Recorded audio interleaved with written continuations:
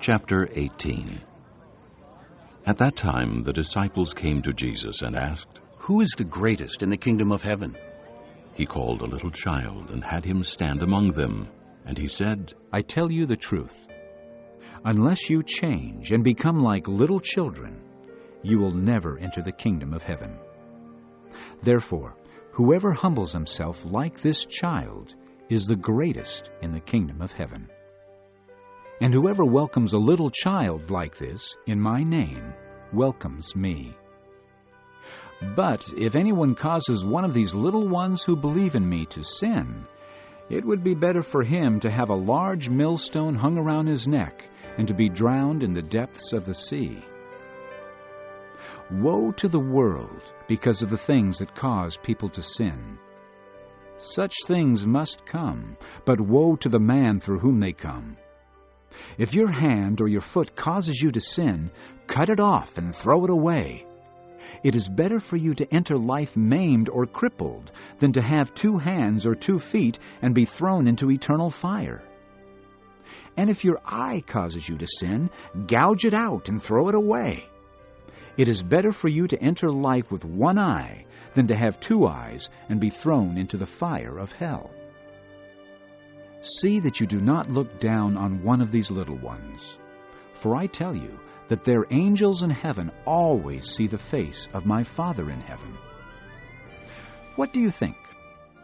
If a man owns 100 sheep, and one of them wanders away, will he not leave the 99 on the hills and go to look for the one that wandered off? And if he finds it, I tell you the truth, he is happier about that 1 sheep than about the 99 that did not wander off. In the same way, your Father in heaven is not willing that any of these little ones should be lost. If your brother sins against you, go and show him his fault, just between the 2 of you. If he listens to you, you have won your brother over. But if he will not listen, take 1 or 2 others along, so that every matter may be established by the testimony of 2 or 3 witnesses.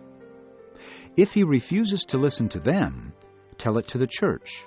And if he refuses to listen even to the church, treat him as you would a pagan or a tax collector. I tell you the truth.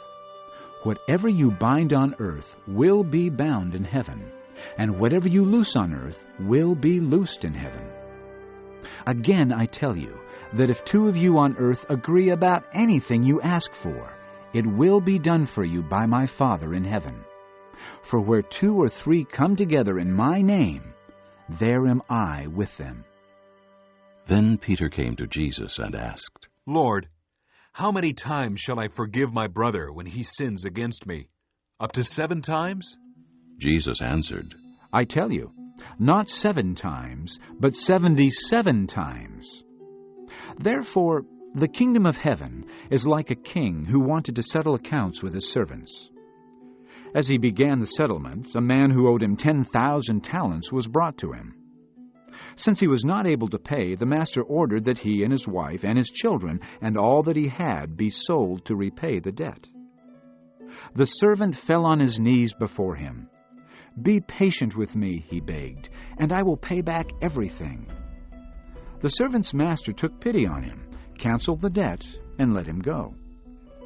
But when that servant went out, he found one of his fellow servants who owed him 100 denarii. He grabbed him and began to choke him. Pay back what you owe me, he demanded. His fellow servant fell to his knees and begged him, Be patient with me, and I will pay you back. But he refused. Instead, he went off and had the man thrown into prison until he could pay the debt. When the other servants saw what had happened, they were greatly distressed and went and told their master everything that had happened. Then the master called the servant in. You wicked servant, he said. I canceled all that debt of yours because you begged me to. Shouldn't you have had mercy on your fellow servant just as I had on you? In anger, his master turned him over to the jailers to be tortured until he should pay back all he owed. This is how my heavenly Father will treat each of you unless you forgive your brother from your heart.